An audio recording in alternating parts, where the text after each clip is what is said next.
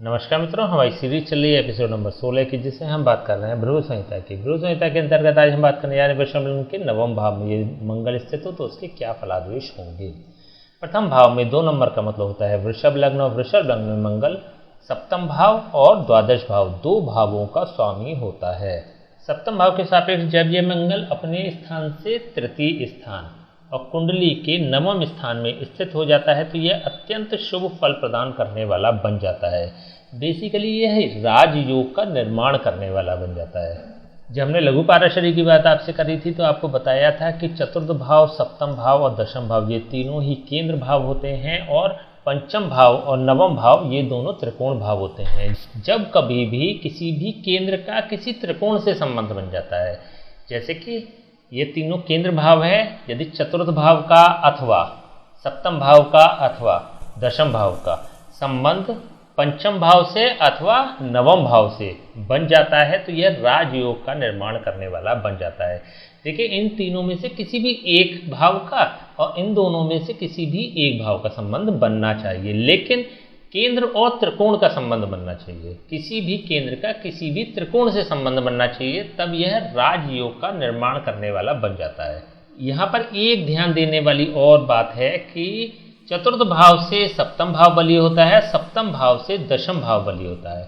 इसी प्रकार से पंचम भाव से नवम भाव बलीय होता है। तो यहाँ पर सप्तम भाव से संबंध बनना है। इट मीन्स कि चतुर्थ भाव के सापेक्ष यह बलीय भाव होता है, उसका संबंध कुंडली के सर्वोत्तम त्रिकोण से बनना है। सर्वोत्तम त्रिकोण कहलाता है नवम भाव, इसको हम त्रित्रिकोण भी कहते हैं। इसके अतिरिक्त यह मंगल यहाँ पर मकर राशि में स्थित है। मकर राशि का मंगल उच्च का होता है। हमने बात करी थी जब हमने ग्रहों के सिद्धांत पर चर्चा करी थी। उच्च का मतलब होता है अत्यधिक बलशाली ग्रह। जब भी कोई ग्रह उच्च का होता है तो वह अत्यंत बलशाली हो जाता है।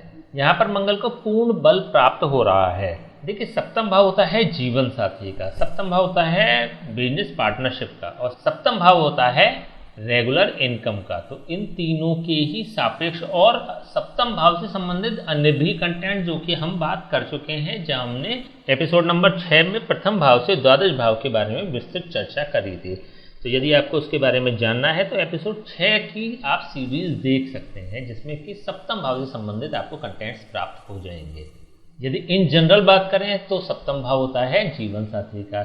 व्यक्ति का जो जीवन साथी होगा वह प्रभावशाली व्यक्तित्व होगा, बहुत सक्सेसफुल होता है, बहुत सफल होता है। इसी प्रकार से व्यक्ति की जो रेगुलर इनकम होती है वह बहुत प्रभावशाली होती है, बहुत अच्छी रेगुलर इनकम होती है। इसके अलावा देखिए, सप्तम भाव का स्वामी भाग्य भाव में जा रहा है। सप्तम भाव का मतलब जीवन साथी भाग्य भाव में जा रहा है। जब व्यक्ति की शादी होगी, विवाह के पश्चात व्यक्ति का भाग्योदय होता है। व्यक्ति को विवाह के बाद भाग्य का पूर्ण लाभ मिलता है, और जो विवाह की उम्र भी है वो अप्रॉक्सीमेटली 28 साल ही होगी, 28 साल के अप्रॉक्स होगी, या 28 साल से पूर्व भी हो सकती है। वो इसलिए भी क्योंकि मंगल यहाँ पर बहुत बलशाली है। तो मंगल अपनी दशा से पूर्व भी, अपनी उम्र से पूर्व भी बेसिकली इफेक्ट दे सकता है। यदि मंगल की महादशा अंतरदशा भी प्राप्त हो जाती है तब भी व्यक्ति के विवाह के योग बन जाते हैं। यहाँ पर सप्तम भाव के सापेक्ष यह मंगल अत्यंत शुभ फल प्रदान करने वाला हो रहा है, और इसके अलावा मंगल नवम भाव को भी बल प्रदान कर रहा है, क्योंकि नवम भाव में मंगल उच्च का हो रहा है। व्यक्ति बहुत भाग्यशाली होगा, बहुत ज़्यादा भाग्य का व्यक्ति को साथ मिलता है। स्पेशली 28वां साल जो होगा व्यक्ति का, वह भाग्योदय वर्ष होगा। इससे पूर्व भी भाग्योदय हो सकता है यदि मंगल की दशा प्राप्त हो जाती है, मंगल की महादशा या अंतरदशा प्राप्त हो जाती है। तो सप्तम भाव के सापेक्ष यह शुभ फल प्रदाता बन जाता है। देखिए, सप्तम भाव से यह तृतीय भाव पर भी है। यहाँ से गिनती करेंगे तो 1 2 3 अपने भाव से, अपने राशि भाव से यह तृतीय भाव पर है। तृतीय भाव होता है संघर्ष का। व्यक्ति को सप्तम भाव के सापेक्ष संघर्ष करने पड़ेंगे, चाहे हम विवाह की ही क्यों ना बात कर लें। विवाह आसानी से नहीं होगा। हालांकि हम बात कर रहे हैं कि 28वें साल में व्यक्ति के विवाह के अच्छे योग बनते हैं, लेकिन फिर भी व्यक्ति की जो आकांक्षा रहती है या परिवार की जो इच्छा रहती है वह पहले ही जागृत हो जाती है। तो इससे 28 साल की उम्र में भी व्यक्ति का यदि विवाह होता है तो पारिवारिक जनों को यह लेट लगता है, या फिर इसके लिए उनको संघर्ष करना पड़ता है, इसके लिए उनको इंतजार करना पड़ता है। तो सप्तम भाव के सापेक्ष यह संघर्ष कराने वाला भी हो रहा है। 28 साल से पहले का जो समय है वो व्यक्ति का संघर्षमय भी दिखाई देता है सप्तम भाव के सापेक्ष, लेकिन स्पेशली चाहे रेगुलर इनकम की बात हो, चाहे पार्टनरशिप की बात हो, चाहे जीवन साथी की बात हो, या फिर सप्तम भाव से अन्य रिलेटेड कंटेंट्स की बात हो। चलिए हम बात करते हैं द्वादश भाव के सापेक्ष, क्योंकि यह मंगल द्वादश भाव का भी स्वामी है। हमने जो लघु पाराशरी की बात करी तो आपको बताया था कि द्विद्वादश संबंध क्या होते हैं। द्विद्वादश संबंध का मतलब होता है कि द्वितीय भाव हो अथवा द्वादश भाव हो, यह अपनी दूसरी राशि के अनुसार फल प्रदान किया करते हैं। इसकी दूसरी राशि जहाँ पर भी स्थित होती है इन दोनों की, उसके अनुसार ये फल प्रदान करते हैं। तो इंडिविजुअली अगर बात करें तो द्वितीय भाव और द्वादश भाव एक न्यूट्रल भाव होते हैं, सम इफेक्ट देने वाले भाव होते हैं। तो इनकी दूसरी राशि कहाँ पड़ रही है? बुध की दूसरी राशि पड़ रही है पंचम भाव में, तो बुध जो इफेक्ट देगा वो पंचम भाव के समान देगा। इसी प्रकार से द्वादश भाव की दूसरी राशि सप्तम भाव में, जो हम बात कर चुके हैं, तो सप्तम भाव के सापेक्ष फल प्रदान करने वाला होगा। देखिए द्वादश भाव इसके अतिरिक्त होता है विदेश का, विदेश यात्रा। नवम भाव भी होता है यात्राओं का, हालांकि नवम भाव होता है धार्मिक यात्राओं का। व्यक्ति धार्मिक तो डेफिनेटली होगा और धार्मिक होने के साथ वह धार्मिक यात्राओं का भी शौकीन होगा। तो ऐसे में व्यक्ति को धार्मिक यात्राएं कराने वाला यह मंगल बन जाता है। और क्योंकि द्वादश भाव विदेश का भी होता है, विदेश का मतलब हो गया दूरस्थ यात्राओं का, तो दूर स्थित धार्मिक स्थानों पर भी व्यक्ति जाने का शौकीन भी होता है और वह उन स्थानों के दर्शन के सौभाग्य भी प्राप्त होते हैं, क्योंकि देखिए नवम भाव सौभाग्य का भी है। और द्वादश भाव के सापेक्ष यह मंगल दशम भाव पर पड़ रहा है। हम बात कर चुके हैं कि दशम भाव जो होता है वो प्रदर्शन का होता है, प्रेजेंटेशन का होता है। तो यहाँ पर जब व्यक्ति यात्राएं करता है तो उसको रिप्रेजेंट भी करता है, उसका प्रदर्शन करता है। तो इस प्रकार का स्वभाव उस व्यक्ति का होता है। चलिए हम बात करते हैं मंगल के कारकत्व की। मंगल होता है तृतीय भाव का कारक और मंगल होता है षष्ठम भाव का कारक। तृतीय भाव के सापेक्ष यह मंगल अपने से सप्तम स्थान पर स्थित है।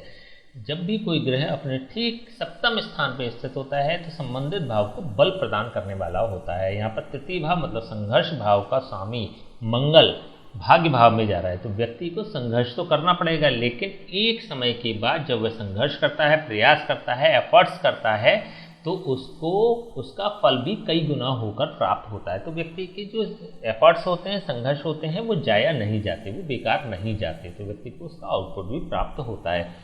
इट मीन्स कि ये स्थिति ये भी दिखाती है कि ऐसा व्यक्ति किसी प्रोजेक्ट पे काम करने वाला होता है, किसी बड़े प्रोजेक्ट पे काम करता है, संभवतः उसको कई साल लग जाते हैं उस प्रोजेक्ट को पूरा करने में। उसके बाद उसका जब आउटपुट आता है तो वह एक भाग्योदय के रूप में उसके सामने आता है। तो यहाँ पर चाहे प्रोजेक्ट जॉब की तैयारी से संबंधित हो, चाहे प्रोजेक्ट एक ऐसे बिजनेस का सेटअप हो जिसमें कि शुरू में रिटर्न प्राप्त नहीं होता, तो यहाँ पर तृतीय भाव के सापेक्ष जब मंगल उच्च का होकर नवम भाव में बैठ जाता है तो व्यक्ति के संघर्षों को समाप्त करने वाला बन जाता है। यह भी जो उम्र है वो 28 साल स्पेशली, और मंगल की महादशा और अंतर्दशा।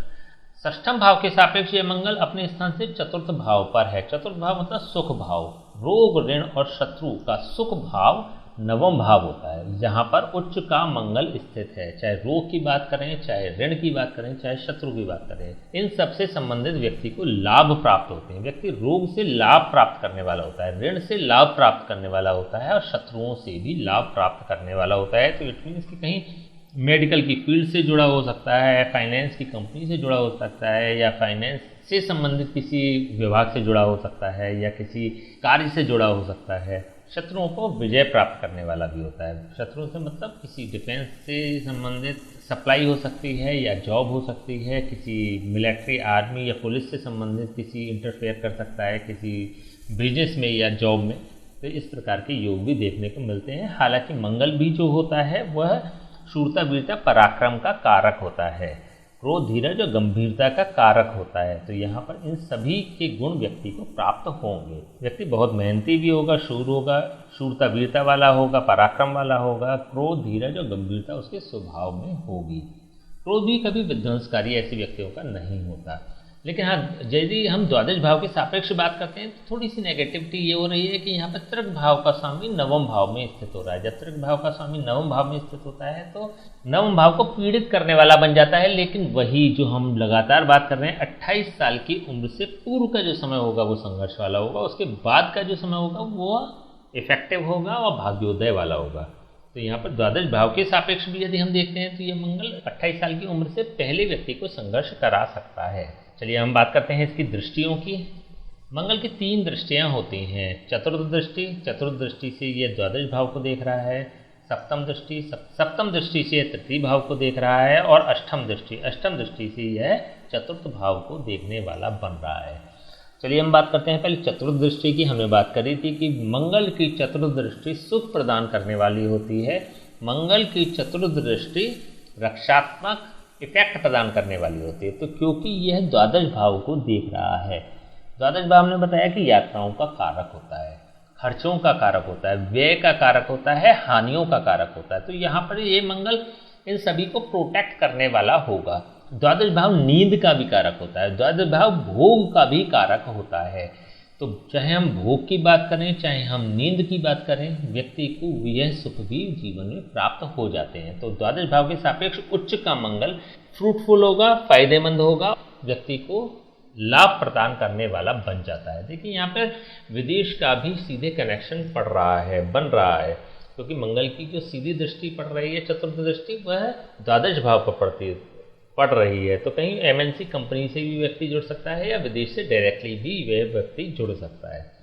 मंगल की यहाँ से सीधी दृष्टि तृतीय भाव पर है। सीधी का मतलब एज इट इज, जैसा है वैसे ही इफेक्ट प्रदान करने वाला यह मंगल होता है। क्या इफेक्ट प्रदान करेगा? यहाँ पर मंगल उच्च का हो रहा है, शुभ हो रहा है, सप्तम भाव का स्वामी होकर नवम भाव में बैठ रहा है। देखिए सप्तम भाव मारक भाव भी होता है, मारक भाव का स्वामी होकर जब ये मंगल बैठ रहा है, लेकिन उच्च का होकर बैठ रहा है। पहली बात तो यहाँ पर मंगल की अपनी राशि है और यहाँ पर ये उच्च का हो रहा है, तो नेगेटिव फल नहीं करेगा नवम भाव के प्रति। यदि यहाँ पर कोई और नेगेटिव राशि होती, इसकी शत्रु राशि होती, तो डेफिनेटली ये नेगेटिव कर देता है, लेकिन यहाँ पर मारक के फल प्रदान नहीं करेगा। क्योंकि हम बात कर चुके हैं लगातार, हम इस बात की बात करते हैं कि व्यक्ति कि कोई भी ग्रह हो या कोई भी भाव हो, अपना मूल जो स्वभाव होता है वो व्यक्ति को प्रदान कर ही देता है। तो कब करेगा? 28 साल की उम्र से पूर्व करेगा, उसके बाद नहीं करेगा। तो मंगल की यहाँ से, शुभ मंगल की यहाँ से सीधी दृष्टि तृतीय भाव पे पड़ रही है। व्यक्ति के संघर्षों को समाप्त करने वाला होगा, व्यक्ति के एफर्ट्स को, व्यक्ति की मेहनत को समाप्त करने वाला यह मंगल बन जाता है। व्यक्ति के जो एफर्ट्स होते हैं, जो प्रयास होते हैं, जो संघर्ष होते हैं, उनका आउटपुट देने वाला बन जाता है, उनका रिगार्ड करने वाला बन जाता है, उनको रिवार्ड प्रदान करने वाला बन जाता है। तो यहाँ पर मंगल एक शुभ स्थिति में तृतीय भाव को देख रहा है। यहाँ से मंगल की अष्टम दृष्टि चतुर्थ भाव पर है। हमने बात करी थी कि मंगल की जो अष्टम दृष्टि होती है वो विध्वंसकारी होती है, वह समाप्त करने वाली होती है, वो पीड़ा देने वाली होती है, वह नुकसान करने वाली होती है।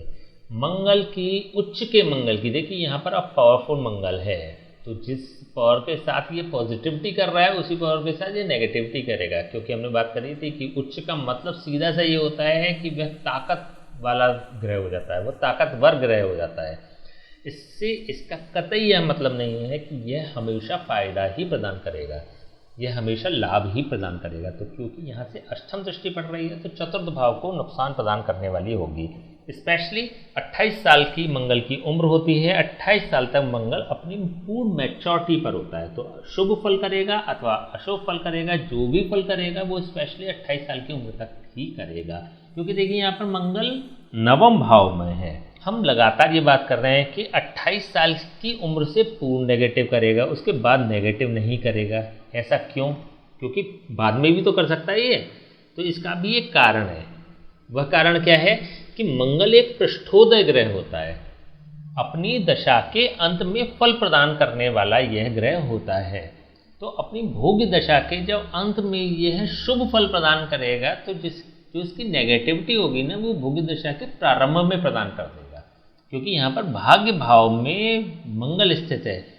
देखिए जो भी कंटेंट्स हैं, कभी भी दो व्यक्तियों की जब हम बात करते हैं ना, तो प्रभावशाली कौन सा व्यक्ति होता है? वह व्यक्ति प्रभावशाली होता है जिस पे प्रभुत्व होता है। तो यहाँ पर प्रभुत्व उच्च के मंगल का है। तो जब दूसरे भावों की बात करते हैं, हम दूसरे ग्रहों की बात करते हैं, तो उच्च के मंगल के आगे यह गौण हो जाते हैं, पहली चीज। दूसरी बात, जब हम भावों की बात करते हैं तो नवम भाव जो होता है ना, वह कुंडली का सर्वोत्तम भाव होता है। सर्वोत्तम भाव तो बेसिकली लग्न भाव होता है, लेकिन लग्न भाव के बाद जो सेकंड सर्वोत्तम भाव होता है वह नवम भाव होता है। तो नवम भाव में स्थित मंगल शुभ फल प्रदान करने वाला अधिक बन रहा है। तो यहाँ पर भी जो प्रभुत्व है वह नवम भाव में स्थित उच्च के मंगल का है। तो अब चाहे हम तृतीय भाव की बात करें या हम द्वादश भाव की बात करें या फिर हम छठे भाव की बात करें या हम चतुर्थ भाव की या अष्टम दृष्टि की बात करें, सभी के परिप्रेक्ष्य में यदि देखें तो यहाँ पर यह काउंटेबल है, यह चीज़ काउंटेबल है कि नवम भाव में उच्च का मंगल स्थित है। तो नवम भाव पॉजिटिव, उच्च का मंगल इफेक्टिव। तो यहाँ पर पृष्ठोदय ग्रह की स्थिति में यह मंगल अपनी भोग दशा के अंत में फल प्रदान करने वाला बनता है। तो 28वां साल बेसिकली इसका भाग्योदय वाला हमने वर्ष भी बताया। तो संभवतः 28वें या 27वें साल में व्यक्ति के जीवन में एक पिकअप आता है, लाइफ में एक पिकअप आता है, जिससे कि वह आगे बढ़ता चला जाता है। चलिए हम इसको उपाय की बात करते हैं, क्या उपाय हो सकते हैं इस मंगल के। मंगल शुभ है, हर दृष्टि से शुभ है।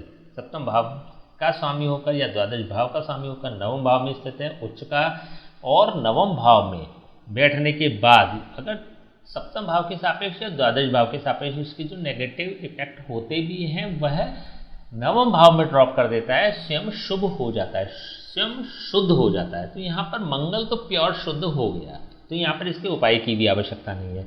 इन जनरल आप कर सकते हैं यदि आपकी 28 साल से कम की उम्र है, अथवा कभी ऐसी स्थिति आती है कि मंगल अपनी अंतर्दशा के समय में शुरू में नेगेटिव फल करता है और अंत में पॉजिटिव फल करता है। तो ये स्थितियाँ बार बार जनरेट ना हो, या फिर अगर वो स्थिति चल रही है, वो समय चल रहा है, तो उसके लिए आप उपाय कर सकते हैं। पहला उपाय, किसी ब्राह्मण से इसके जाप और हवन करा सकते हैं। दूसरा उपाय, प्रत्येक मंगलवार सुंदरकांड का पाठ कर सकते हैं, स्वयं करें, किसी से ना करवाएं। और जाप भी यदि स्वयं करते हैं तो वेल एंड गुड, बहुत अच्छा। अदरवाइज किसी ब्राह्मण से करवा सकते हैं। सुंदरकांड का पाठ स्वयं कर सकते हैं अथवा किसी ब्राह्मण से करवा सकते हैं। इसके अलावा बंदरों को चने दें, भुने हुए चने बंदरों को खिलाएं, तो ये भी एक अच्छा उपाय है मंगल का। इनमें से आप कोई सा भी उपाय कर सकते हैं, इसकी नेगेटिविटी खत्म होगी। न के बराबर ही नेगेटिविटी है, लेकिन अगर जो भी है और आप उपाय कर सकते हैं तो वो समाप्त हो जाएंगे। मंगल अपनी दशा में और अच्छा बेहतर रिजल्ट देने वाला होगा। यदि मंगल की महादशा अंतर्दशा चल रही है तो आपको निश्चित ही ये उपाय करने चाहिए, क्योंकि जो आपका आउटपुट मिलेंगे वो और बेहतर मिल जाएंगे और चीज़ें बेहतर हो जाएंगी। ठीक है, तो चलिए आज हमने बात करी वृषभ लग्न के नवम भाव में यदि मंगल स्थित हो तो उसके क्या फलादेश होंगे। नेक्स्ट वीडियो हम बात करेंगे वृषभ लग्न के दशम भाव में यदि मंगल स्थित हो तो उसके क्या फलादेश होंगे। तब तक के लिए हमें आज्ञा दीजिए, नमस्कार।